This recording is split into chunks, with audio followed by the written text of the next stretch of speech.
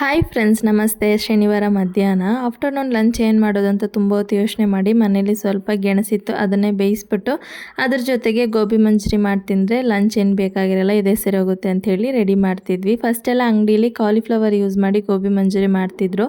ಇವಾಗ ಬಂದು ಕ್ಯಾಬೇಜಲ್ಲಿ ಮಾಡ್ತಾರೆ. ಕೆಲವೊಂದು ಕಡೆ ಚೆನ್ನಾಗಿರುತ್ತೆ, ಕೆಲವೊಂದು ಅಂಗಡಿಗಳಲ್ಲಿ ಅಷ್ಟೊಂದೇನು ಚೆನ್ನಾಗಿರಲ್ಲ. ರೀಸೆಂಟಾಗಿ ನಾವು ಎಲ್ಲಿ ತಿಂದರೂ ಟೇಸ್ಟ್ ಏನು ಅಷ್ಟೊಂದು ಚೆನ್ನಾಗಿರಲಿಲ್ಲ. ಸರಿ, ಅದಕ್ಕೆ ನಾವೇ ಮನೇಲಿ ಮಾಡೋಣ ಅಂತೆಲ್ಲ ಹೇಳಿ ಮಾಡಿದ್ವಿ. ತುಂಬಾ ಚೆನ್ನಾಗಿ ಬಂದಿತ್ತು. ಈವ್ನಿಂಗ್ ಹಂಗೆ ಅಮ್ಮ ಬರ್ಗರ್ ಮಾಡಬೇಕು ಅಂತ ಹೇಳಿದ್ರು. ಸರಿ, ಬ್ರೆಡ್ ನಾನೇ ರೆಡಿ ಮಾಡ್ತೀನಿ ಅಂತ ಹೇಳಿ ಹಸಿಟ್ಟೆಲ್ಲ ಕಲಸಿಟ್ಟಿದ್ದೆ. ಸಖತ್ತಾಗಿ ಪ್ರೂಫ್ ಹಂಗೆಲ್ಲ ಚೆನ್ನಾಗಾಗಿತ್ತು. ಇವಾಗ ಇದನ್ನು ಇನ್ನೊಂದು ಸತಿ ಮಿಕ್ಸ್ ಮಾಡಿ ಸೆಕೆಂಡ್ ಪ್ರೂಫಿಂಗೆ ರೆಡಿ ಮಾಡಿ ಎತ್ತಿಡ್ತಿದ್ದೆ.